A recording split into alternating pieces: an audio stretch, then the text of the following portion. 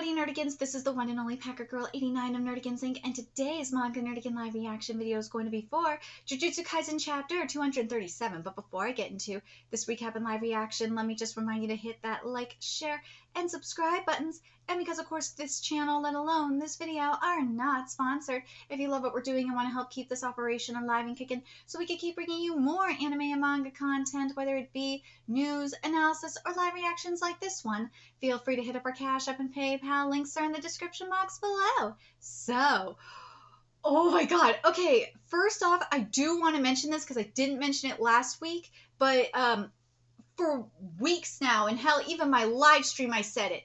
I said this was going to be very similar to the Toji content we had back at Shibuya. I said it based on the outfit Gojo was wearing. Because he was wearing the Toji attire. I swear that outfit is cursed, just like Kenny's freaking jacket in South Park. But here's the thing with Gojo, though. Gojo, like, defies the impossible. He does, and yes, I know, I should have mentioned that Toji was in the airport as well. But anyways, Gojo does defy the impossible, so yeah, he could still come back. And for the Nobara fans that are bitching and saying, well, what about Nobara? Nah, she's not coming back. No.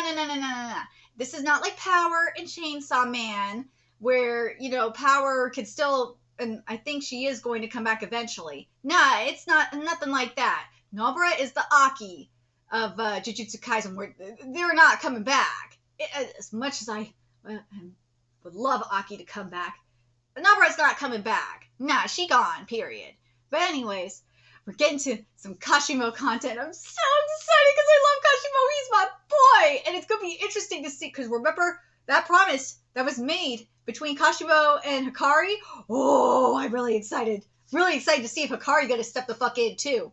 Let's get to this chapter, see what's in store for us this week. Versus the battle of the strongest, the god of thunder. Kashimo enters the battlefield, and that's my boy. I love Kashimo. I do. He's like in my top 5 husbando list. I swear. I love him. I know. I have the master husbando list, and then I have, you know, husbando list for each series. It's crazy. I have to keep track of them. This chapter is titled Inhuman Makio Shinjuku Showdown Part 14. He's here.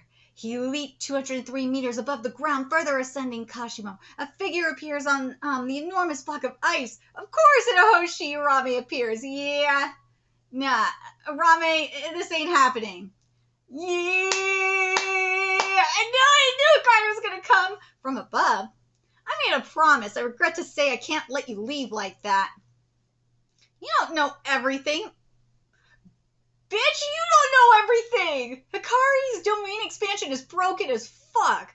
Curse technique, ice formation, domain expansion. Here we go. Oh, even though Hikari's domain traps Urame, the ice block still descends. Oh shit. Oh shit. Ice block brought it? Oh no, what? What emerged from the melting ice block was made from 10,000 biting vows. Cursed Tool, Kamatoki. What? Its effect was strange, just like the good old days. Yo, what? Kashimo has his own curse technique, Sakana, and makes him invulnerable to electric shocks. Did you just become the strongest, or were you born the strongest? I don't really know. I don't really know. I was an unwanted child. Without, just remember Gojo said that him and Sakana were alike. Yeah, I could see it. Without weakness, actually, thinking back on it, Toji was an unwanted child too, technically. The parallels! The parallels! Yeah, I see what you're doing here, Gege. Because remember, I've been saying this. I said this at the start of the video too. For weeks. And I was getting shit too, I think, in my comment section. For weeks that this was basically, you know, a rehash to an extent of the Toji content. And remember, Toji was unwanted because of his ability. So, yeah. Oh, yeah. This is going to be very interesting. And now we have Sakana here. That is, oh gosh. Oh god. With that weakness, how do you relate with other people? How do you love other people? Wasn't capable of doing so. Besides me, all other human beings were fragile pieces of dirt. Tell me, isn't lonely to be the strongest? Do you think the curse of being the strongest alone is to be oh my god, I fucked this up. Do you think the curse of being the strongest is to be alone, wandering endlessly, searching for a place to manifest your power? Extravagant. Gojo Satoru was exactly the same greedy. Let me show you. Come here, cursed spirit. Ooh. Ooh, that's a good point, though. I do want to bring this up because this is something. Because the first thing that popped into my mind when they were talking about being the strongest is about immortality. Because immortality, in its own way, is a curse itself. Because when you're immortal and also like unaging to boot, or you age slower than most people, you have to watch people die around you. If you don't know what I'm talking about, especially if you want to see a good example of it, go read Yona of the Dawn, because my boy Zeno, he's had to deal with it. He's had to see like people he loved, including his wife, grow old and die while he remained unchanged.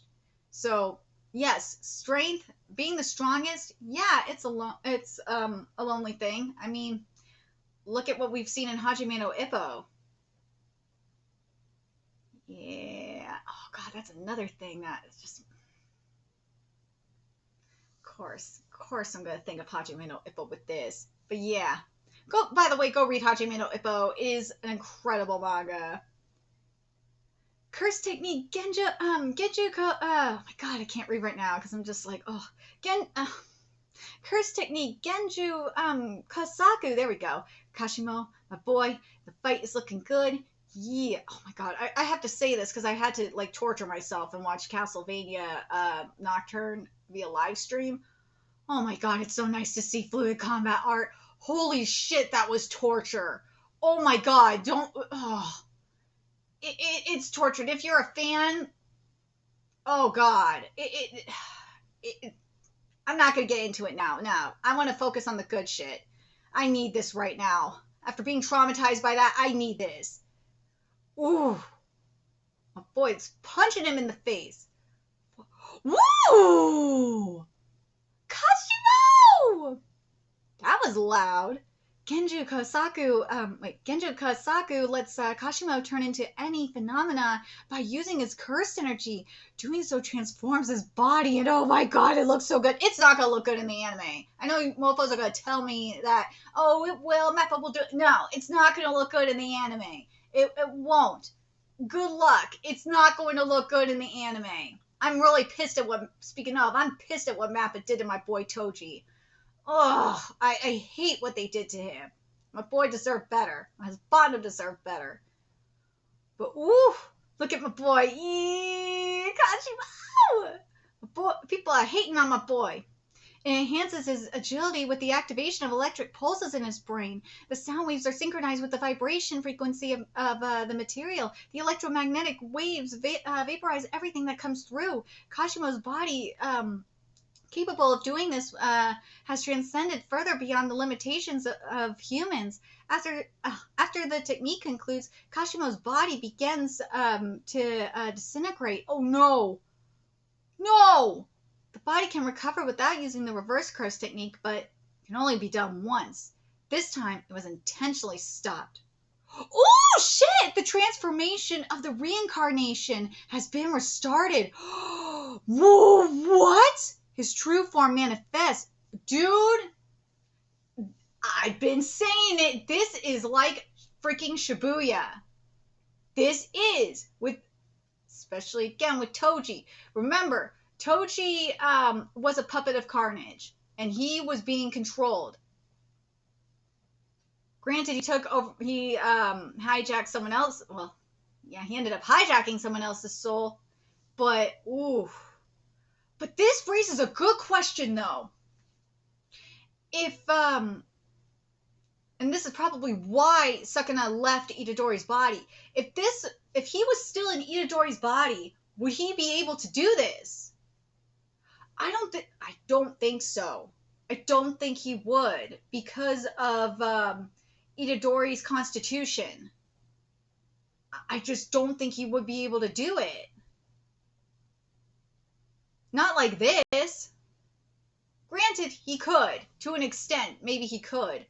But what I'm referring to is to the point where Sukuna is literally consuming Itadori's soul like he is with Megumi. Because with Megumi, it's easier for him to consume Megumi's soul because it doesn't have the same adaptability that constitution that Itadori has.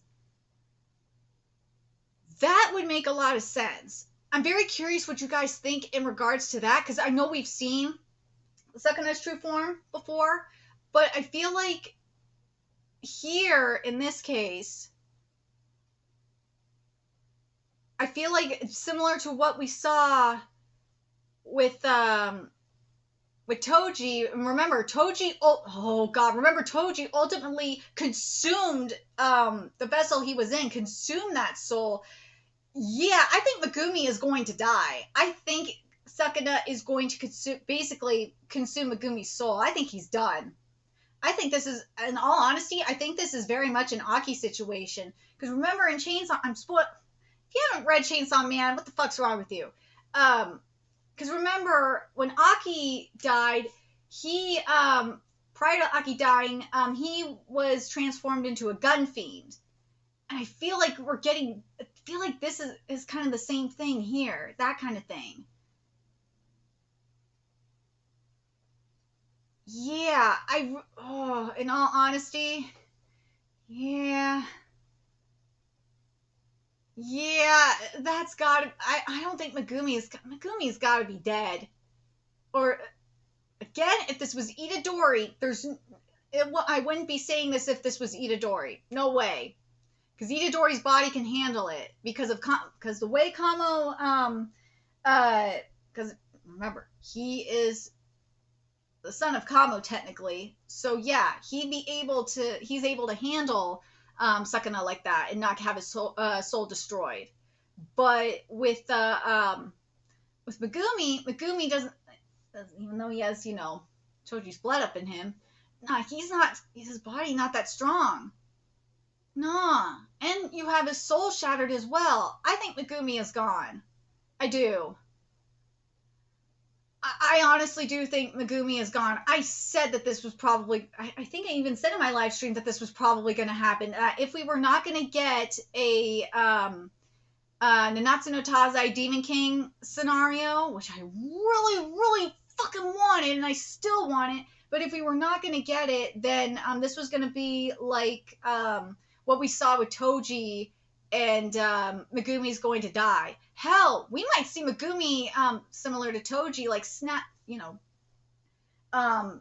show him take back some control for a second and then kill himself. We might have that still. We could. That is a possibility as well. And if that happens, it will be when Itadori shows up. That's the only way that will probably happen. But I'm very curious what you guys think. Do you guys think that, are you guys thinking the same thing that I am, that Megumi is dead? I think he is at this point, because, as I said, this is very much like with what happened with Toji, because Toji's soul was so strong, so powerful, it ultimately dominated the vessel that he was in, the person that summoned him. It dominated it. It consumed him. That's what I think is happening here with Sukuna. Sukuna consumed Megumi's soul. Because Sukuna's soul is, well, obviously it's way stronger than Toji's for one thing. But yeah, and Megumi's body, well, Megumi has kind of given up at this point. Because, remember, his sister is dead now. The person he was fighting for is dead. So yeah, unless we get something where when Itadori shows up and, even when Itadori shows up, I still think he's going to die. He's going to try to pull what Toji did at the end and try and kill himself.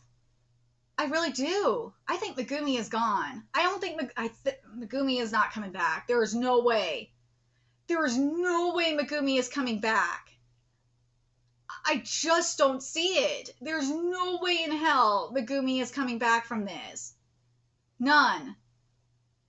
As much as I want a freaking Demon King scenario, I don't, Nanatsu no Taizai. I honestly, we're not going to get it. There's no way in hell we're getting it.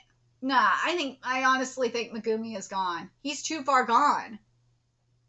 There's no way.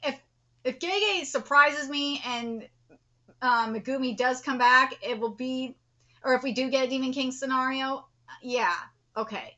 But that I will be happy and I'll eat crow. But because this is a throwback, well, rehash / a throwback to what we saw in Shibuya, especially with Toji.